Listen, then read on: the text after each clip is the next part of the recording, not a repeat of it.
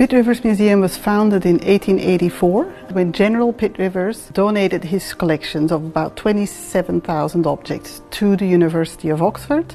Now the collections have grown to 600,000, 700,000 objects. So since 2006, the University of Oxford has processes in place around the return of human remains, because some of the collections that were gathered were taken either without the consent of communities, or they were human remains, ancestral remains, that should never have been put on display. So in July 2020, we took the human remains off display from many different parts of the world. When we removed the objects from display, we took off about 120 human remains in total, and that was in response to an ethical review of the collections and the displays, both in terms of the objects that were on display and also terms and references on labels that were problematic. We got a small team of people together from the GLAM packing team, so we documented them properly for the originating community, and then they were all packed in acid-free boxes using acid-free tissue, and the boxes are currently stored at an off-site storage location.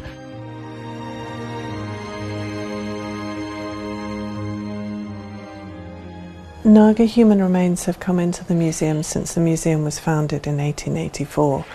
Most of the Naga human remains, however, were collected by two colonial administrators, Hutton and Mills, and they collected enormous collections for the museum.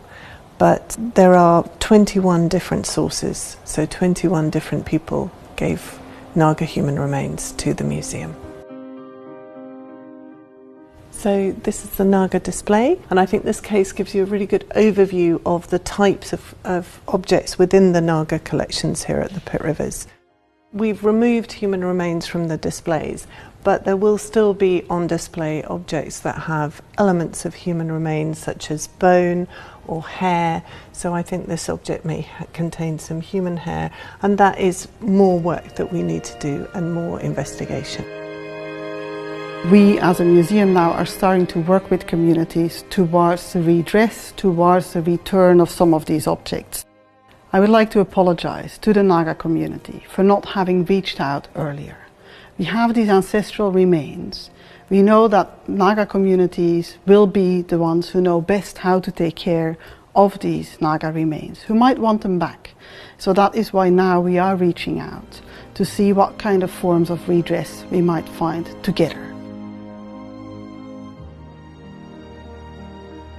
I am deeply invested in this project of bringing back Naga ancestral remains to the Naga homeland.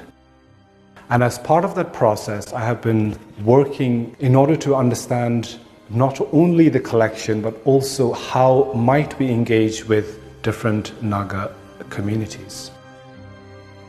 What we are trying to do is address a very central issue here, and that is the unfinished business of colonization that a lot of indigenous communities across the world are having to deal with. We are looking at, for the moment, the repatriation, the reparation, and the process of healing in addressing and in bringing back our ancestral human remains.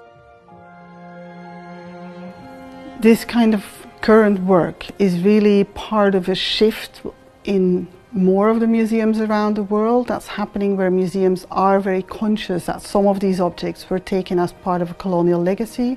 They were part of a sort of very violent past, and to do that work of redress, of societal healing, is really what museums are spending a lot more time on and thinking about. How can we do this?